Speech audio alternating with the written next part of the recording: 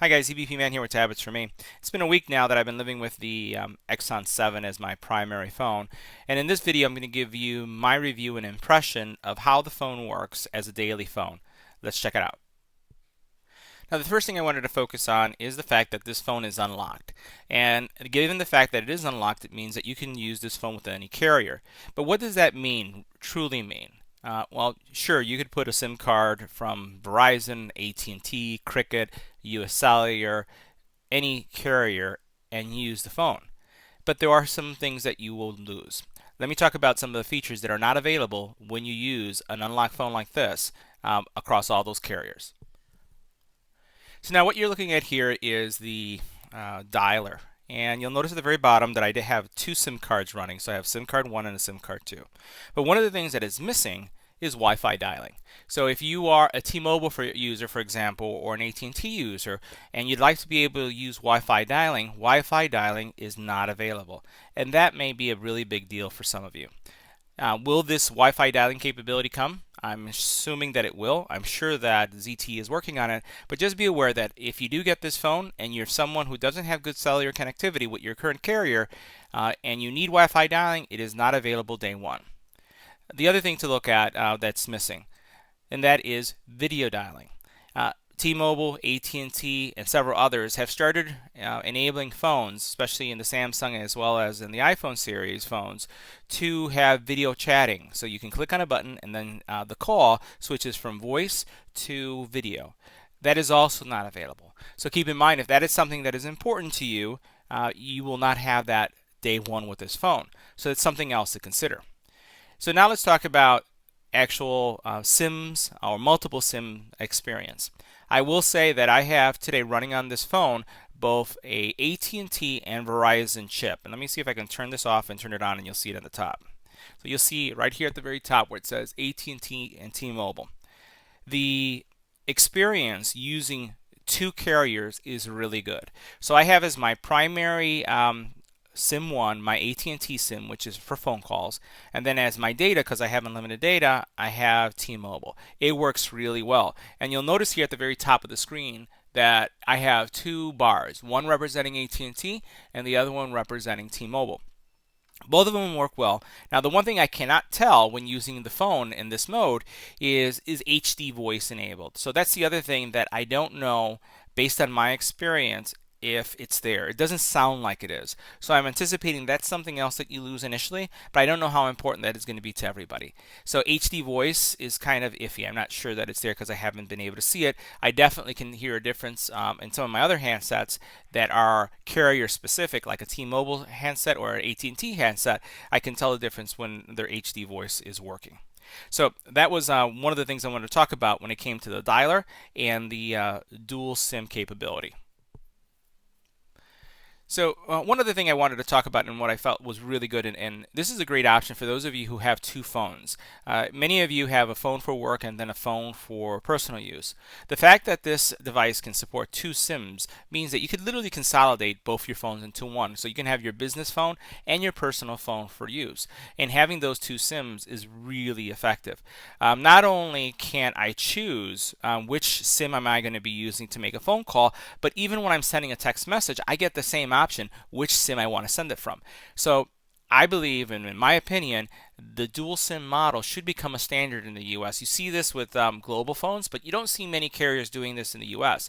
So if you were to ask yourself, does Samsung have a dual SIM solution? It does, but those phones, you have to buy them through third parties. They don't offer them like that out of the box. And I think ZTE has a great advantage over those carriers because they're offering it standard.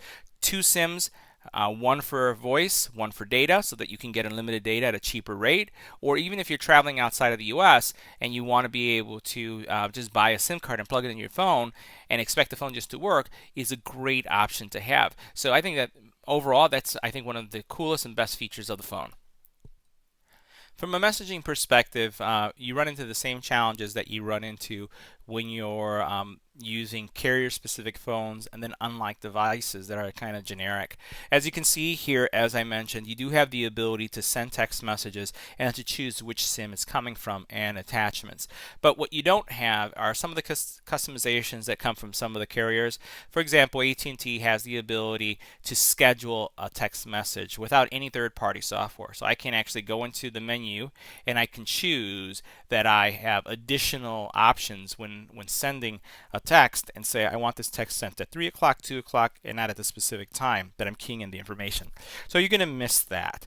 But besides that, I would say that's probably the only big thing that I saw. The ability to, again, if you are using two SIMs, you will see this. If you are, you wouldn't see it. It would just be a simple send. So multimedia text messaging, standard text messaging, everything works fine. So the next thing I wanted to talk about was how about performance? How well does the phone perform? I'll tell you that previous to using the Axon, my go-to phone was a Samsung Galaxy S7 Edge. The size of this phone is very comparable to the 7 Edge, and the screen quality, as you've seen as we looked at some of the other reviews, is also very comparable to that phone. Performance-wise, it's been great. I haven't had any lags. I haven't had any freeze-ups. I've been able to navigate the internet without any problems. And yes, I even tested Pokemon Go. For those of you who are Pokemon players, I've tested it, and it works really well. So overall, navigation, phone calls, streaming content off the internet has been working really well. So if that's something that's important to you, this is definitely a phone to consider. The other thing I always get a question about is overall download performance. Now, the download performance is going to vary by the network that you're on and also where you are locally, right? So the network is going to perform as the network performs. So what I'm looking at is my T-Mobile download speeds compared to my T-Mobile phone. And what I'm going to do is I'm just going to hit begin. So this is not going through Wi-Fi. This is straight T-Mobile. And I can say that the performance that you're seeing here is pretty consistent with where I am. So at times I'm hitting above 20 megabits. Most of the time I'm seeing around 18 megabits, but that is consistent with where I live. So I haven't seen any difference between the performance of this phone and my previous phone, which was an LG G5 T-Mobile in the same area. So my 18 megabit downloads is pretty consistent with what I saw on that device. So overall, I didn't see any degradation when it came to overall experience. Now, the other thing is battery life. The battery life on this phone is very good. I am running two SIMs at the same time, and I have not noticed any difference between the consumption of battery running one or two. And believe me, if you're having two radios going and having to keep track of two networks, you'd expect there to be some additional battery usage, and I'm sure there is, but it's been very negligible to me. So I've been really happy with it. So I've been running my phone consistently with two chips and also Wi-Fi, so it connects to my Wi-Fi network at home, taking phone calls, running like Pandora, and I've been really happy. I've been able to get a full day out of the phone. Probably about 12 hours of use without being plugged in, and a total of maybe about 15 hours, just from unplugging it in the morning and then plugging it in at night. And I have around 10 to 15% battery life. And I'm using it to do Pokemon hunting. I'm using it to stream things on the internet, to listen to some music. I've been able to get around 5 hours of consistent streaming of Netflix, just having that video running or YouTube's. That, of course, streaming through Wi-Fi. No issues at all with that either. So overall, performance and battery life, great, even when using two SIM chips. Now, the other thing that we all use our phones for is for taking pictures, and I just wanted to show you. There is a shortcut here in the bottom right that you can swipe up to use your camera really quickly. So I appreciate that because that's become kind of a standard, having quick access. So the camera function works really well. Also, when you're starting up the phone, if I use my finger to start it up, you'll notice how quickly that started up. So overall, accessing your camera for use is really quick. Now, photo quality is also really good. So I wanted to show you a couple pictures that I took so you can get a sense of the kind of quality that you should expect. So these are some of the pictures I took. What you see here is my Pomeranian. Again, and I'm just going to zoom in so you can get an appreciation of the quality. Good quality, good colors. You'll notice the color of the ball here. You have the reds pop, the yellows or neon. pop nicely. All the colors are coming out really nicely. And this doesn't have a lot of color spectrum to go by, but let me show you some pictures of some flowers and some outdoor scenes so you can see the quality. So these are some black and whites using the phone features or filters. Here's the color photo so you can see how nice this is. And there's some really nice zooming capabilities. Because of the 20 megapixel camera capability, you'll notice that I can get some really nice detail coming from the original photo. I can also then, as I move over, you'll notice that you can get some really nice bokeh effects depending on how you align your camera when you're taking the photo. The colors pop really nicely, and the screen does a really nice job to take photos. And you'll notice here that once again, the greens are green, the reds are reds. What you would expect from a high-end phone, but you're getting it at a very affordable price. Now, the other thing I wanted to talk about, and excuse this area right here as it's getting very bright, is selfies. We all take a lot of selfies. Cameras are about taking pictures of others, and if you look at Facebook and Pinterest and Instagram, people like to take pictures of themselves. So how is the photo ability when it comes to front-facing camera? And I'd say it's actually really good.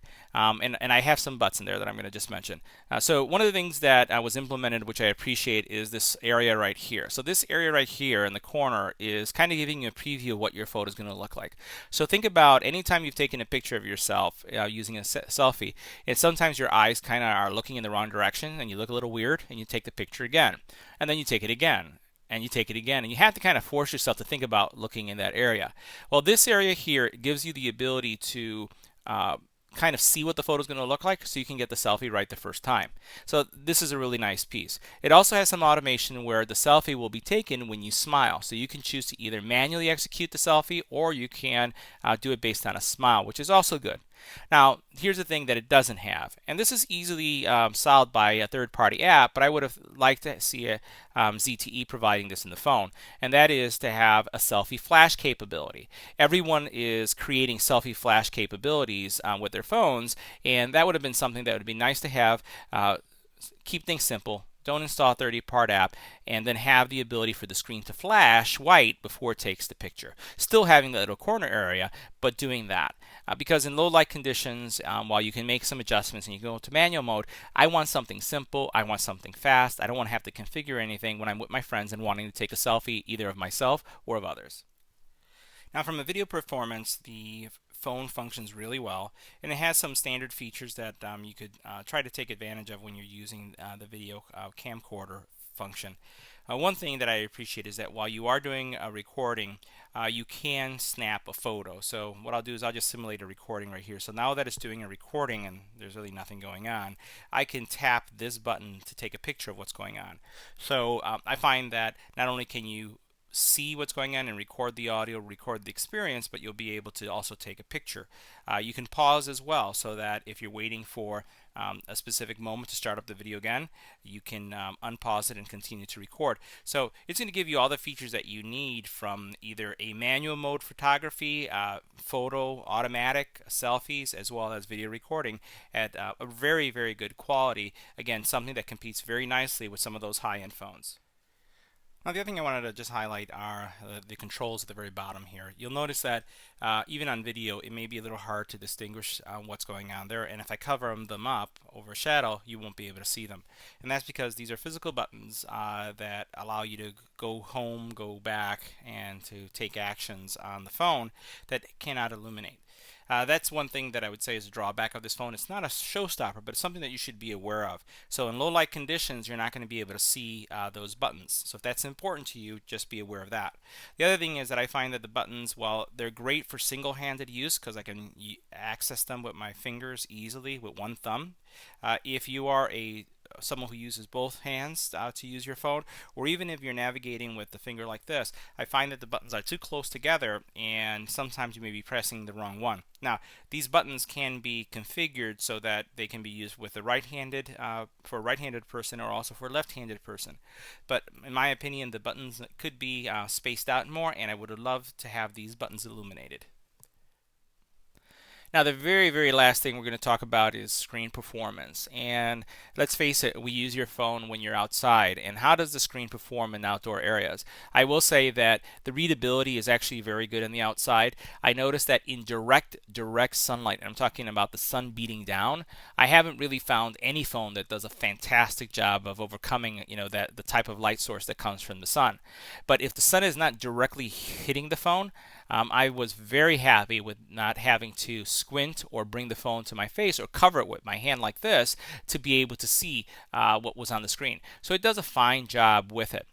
The other thing is the speakers. These speakers are fantastic, and I would encourage you to test out the speakers when you go into the store and actually see what the experience is. There's actually a setting here that I'll show you in just a second where you can experience the surround sound nature of this phone. So if you're someone who likes to use your phone speakers, you should be able to appreciate how well they run. So let me show you how that works. So if you go into the system area, the settings, and then you go into sound and vibration, you could go into this Dolby area. And when you go into the Dolby area, you're going to be able to experience the surround sound capability. So you have music, game, voice, and again, there's configuration that you can do. But the neat thing about this, and this is why I would encourage you to check this out, is that you could play a demo. And when you play the demo, you'll get a sense of how, and we'll flip this over, you'll get a little video, and it's going to give you an experience that won't come up on this recording, but that will show you what the cinematic sound type experience is going to be. So you literally have the ability to hear the speakers and how sound surrounds you and the clarity that's coming from these speakers. Really a fantastic job done with the audio coming from this. Bluetooth experience was good too, so nothing I would say that you wouldn't expect from a phone when it comes to being able to take a phone call or work using it for headset purposes because you're on a run. But I would encourage you that if you get an opportunity to see this live, check this area out, and this is really going to help you appreciate the video quality that you have as well as the sound experience that you can get from this device. So this concludes my impression review of using the Axon 7 ZTE phone now for a week, using it as my go-to phone. And I have to say that overall, I think that this is a buy for those of you who are looking for a phone that doesn't break the bank, that becomes a contract-free investment for you, and that competes really well with the high-end phones that appear in the market that are priced $800 and $1,000. The expandable memory capability, the dual SIM capability, the fantastic screen that you're seeing here, all those things really make the ZTE Axon 7 a phone to consider when looking at a new device. So if you have any comments or questions about this video, please leave it on the YouTube channel. If you like this impression video, please give it a thumbs up. And as always, don't forget to share and subscribe. Thanks for watching.